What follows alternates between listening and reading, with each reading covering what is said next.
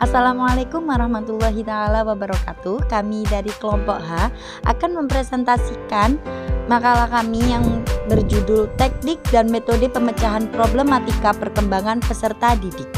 Baik, saya akan memperkenalkan anggota kelompok kami, yakni Atiillah Kuroti dengan NIM 21202050, kemudian Salsabila dengan NIM 21202065, serta saya Dewi Hafsah Gistika dengan NIM 21202073. Baik, kita langsung saja kepada materi pertama, yakni pengertian metode dan teknik.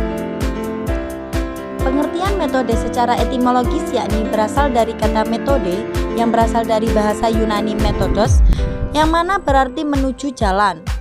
Dan dapat kita simpulkan bahwa pengertian metode adalah suatu cara atau proses sistematis yang digunakan untuk melakukan suatu kegiatan agar tujuan yang diinginkan dapat tercapai. Metode sendiri dijadikan sebagai acuan kegiatan karena di dalamnya terdapat urutan langkah-langkah yang teratur sehingga proses mencapai tujuan menjadi lebih efisien. Dalam kaitannya dengan upaya ilmiah, metode merupakan cara kerja untuk dapat memahami objek yang menjadi sasaran ilmu yang bersangkutan. Kemudian, teknik sendiri merupakan penerapan ilmu dan teknologi untuk menyelesaikan permasalahan manusia dan membuatnya lebih ringan dan mudah. Yang mana teknik biasanya dibuat secara rinci oleh orang-orang yang ahli di bidangnya. Dan berikut adalah pengertian teknik menurut para ahli. Adapun pengertian teknik menurut para ahli yang diantaranya yakni menurut Ludwig von Bartholomä, teknik merupakan seperangkat unsur yang saling terikat dalam suatu antar relasi di antara unsur-unsur tersebut dengan lingkungan.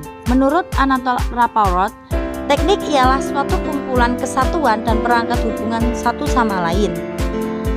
Kemudian menurut L. James Harvey, teknik ialah prosedur logis dan rasional untuk merancang suatu rangkaian komponen yang berhubungan satu dengan yang lainnya, dengan maksud untuk berfungsi sebagai suatu kesatuan dalam usaha mencapai suatu tujuan yang telah ditentukan.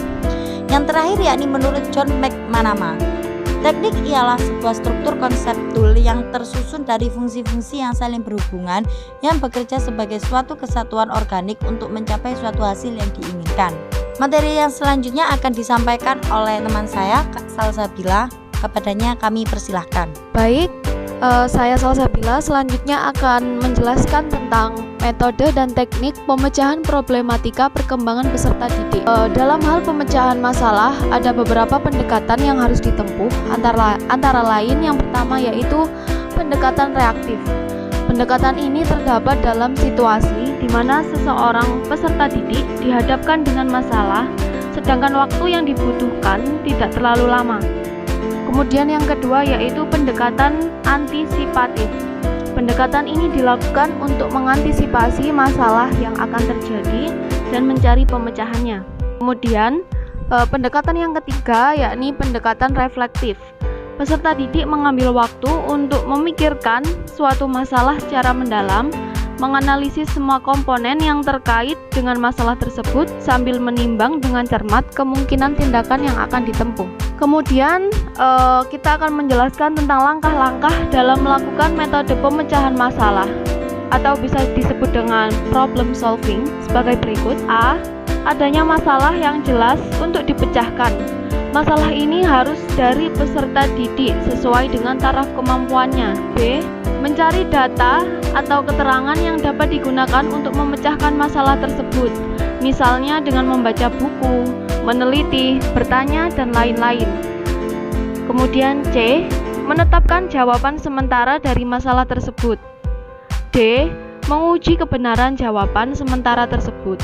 Untuk menguji kebenaran jawaban tentu saja diperlukan metode-metode lainnya seperti demonstrasi, diskusi, dan lain-lain. Kemudian E. Menarik kesimpulan. Artinya peserta didik harus simpati kepada kesimpulan terakhir tentang jawaban dari masalah tadi. Oke, kemudian kita akan menjelaskan tentang kelebihan dari metode pemecahan masalah atau problem solving apabila kita terapkan dalam proses belajar mengajar. Antara lain yang pertama yaitu proses belajar mengajar melalui pemecahan masalah dapat membiasakan peserta didik menghadapi dan memecahkan masalah secara terampil. Kemudian yang kedua yakni metode ini merangsang pengembangan kemampuan berpikir peserta didik secara kreatif dan menyeluruh. Karena dalam proses belajarnya, peserta didik banyak melakukan penguasaan mental dengan menyoroti permasalahan dari berbagai segi dalam rangka mencari pemecahannya. Kemudian yang ketiga yakni penerapan metode problem solving ini juga akan membuat situasi belajar peserta didik menjadi lebih bersemangat, bermutu dan berdaya guna. Selain ada kelebihan, juga ada kekurangan. Kekurangan yang dapat kita alami apabila menggunakan metode pemecahan masalah yaitu antara lain yang pertama, masalah harus dipilih sesuai dengan tingkat berpikir, kematangan, dan perkembangan peserta didik. Kemudian yang kedua, waktu yang digunakan dalam proses belajar mengajar cukup lama dan sering terpaksa mengambil waktu pelajaran lain dan guru akan mengalami kesulitan terutama dalam mengevaluasi. Kemudian yang ketiga, sudah tertanamnya kebiasaan belajar peserta didik dengan sistem atau cara mendengarkan dan menerima informasi dari guru. Oke, materi selanjutnya akan dilanjutkan oleh Kak Atiila. Oke, lanjut ke materi yang terakhir, yakni tentang siasat pemecahan problematika perkembangan peserta didik. Keberhasilan peserta didik memecahkan masalah yang dialaminya, sehingga ia mencapai perkembangan optimal merupakan tujuan pokok upaya pembedaan bantuan pemecahan masalah pada peserta didik tersebut. Agar tujuan tersebut tercapai secara efektif dan efisien, guru hendaknya menetapkan tahap-tahap pemecahan masalah yang sistematis. Adapun tahap-tahap pemecahan masalah menurut Romli 2001 adalah sebagai berikut. Identifikasi peserta didik bermasalah. Tahap ini dilaksanakan dengan tujuan untuk menemukan peserta didik atau peserta didik yang diperkirakan mengalami masalah dan memerlukan bantuan. Cara yang dapat dilakukan untuk mencapai tujuan tersebut adalah: yang pertama, meneliti kartu pribadi, catatan kehadiran, dan catatan-catatan peserta didik lainnya. Yang kedua, mengadakan wawancara dengan peserta didik. Yang ketiga, mengadakan pengamatan terhadap peserta didik. Yang keempat, mengadakan home kunjungan ke rumah peserta didik. Yang terakhir, membandingkan hasil belajar dengan potensi yang dimiliki peserta didik.